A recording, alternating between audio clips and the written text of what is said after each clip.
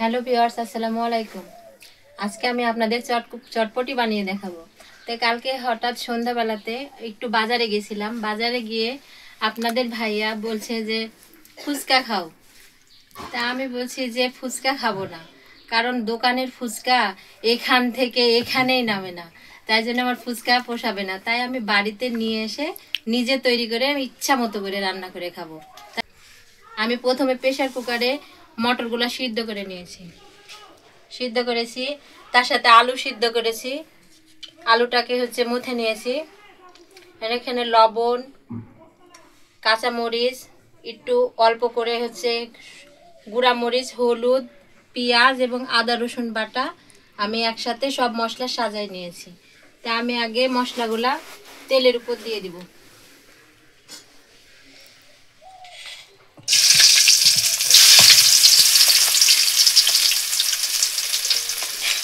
আমি ভালোভাবে কষিয়ে নিচ্ছি। এর মধ্যে একটু হালকা গরম পানি দিয়ে দিব।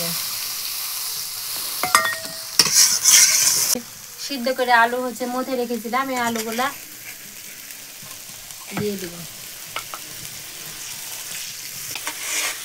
আলু না দিলে আপনার চটপটিটা গাঢ় হয় না বা আমাকে ভালো লাগে না।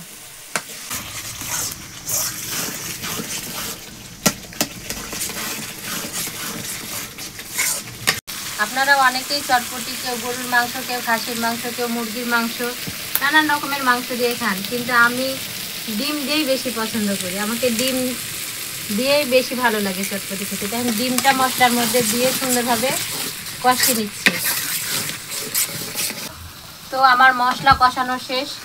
এবার আমি সিদ্ধ করা মটরগুলো মশলার ভিতরে দিয়ে দিচ্ছি, দিয়ে হালকা করে কষাবো, কারণ মটর সিদ্ধ করা আছে, বেশি কষালে বেশি গলে যাবে, তাই হালকা করে কষাবো।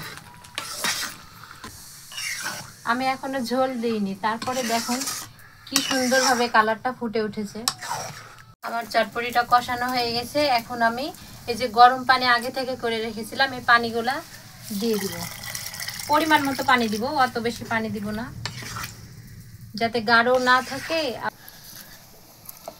এবার সব শেষে আমি জিরা আর ধনিয়ার গুঁড়া দিয়ে দিব, এটা কালারটা আরো সুন্দর লাগবে।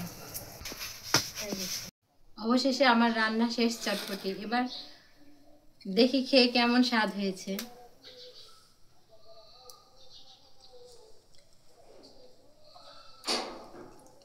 খুব সুন্দর হয়েছে।